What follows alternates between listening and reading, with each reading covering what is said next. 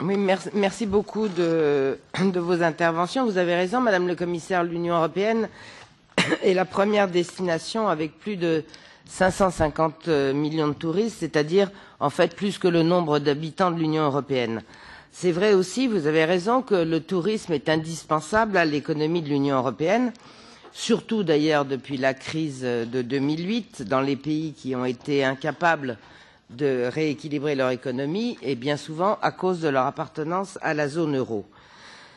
Le tourisme en France, j'en prends un exemple, il représente 7 à 8% du PIB, c'est-à-dire juste 3 points de moins que l'industrie.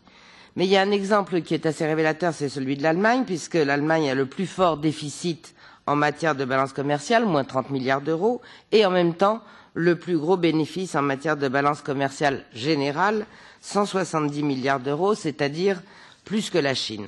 Vous avez énoncé quelques défis importants, l'investissement, la numérisation, l'économie collaborative, les compétences, et je suis tout à fait d'accord avec vous, mais j'estime, moi, qu'il y a quand même d'autres priorités si on veut vraiment développer le tourisme dans l'Union européenne. Alors certes, ils ne sont pas tous de notre compétence, mais moi, il me semble indissociable. Je pense bien sûr, et je suis assez surprise que personne n'en ait parlé, au terrorisme, parce qu'il touche en ce moment toutes nos capitales européennes, et en France, ça a été 3 millions de touristes en moins l'année dernière, à cause bien sûr des attentats. L'insécurité aussi, moi je parle de mon pays. Hier encore, il y a eu 20 touristes qui se sont fait gazer, agresser et dévaliser près de l'aéroport de Roissy. Donc il y a aussi un vrai problème d'insécurité. Il y a aussi, qu'on le veuille ou non, pour, je pense aux îles grecques, mais à d'autres destinations, un impact terrible à cause des flux de migrants.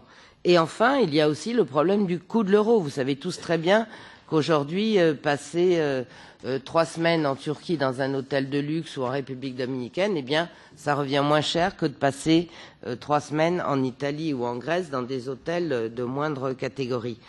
Alors, et puis il y a aussi les conditions de transport, parce que quand vous avez des transports urbains, ou même comme chez nous en France, Madame Dely, vous savez très bien que les transports ne sont pas du tout adaptés, surtout en période estivale, à la sécurité des touristes, et puis les grèves, l'afflux, les affres des transports urbains, tout le monde les connaît. Voilà, pour moi, ce sont d'autres priorités, évidemment, parce que sans pallier ces priorités, eh bien, malheureusement, une task force de tourisme, c'est très bien, mais je ne comprends pas bien comment, avec les contraintes qui sont par définition imposées, d'ailleurs par l'Union européenne, on peut agir et on peut intervenir sur ces préoccupations, somme toute bien légitimes, des touristes en Europe qui maintenant ont un peu peur de venir sur ce continent européen. Je vous remercie.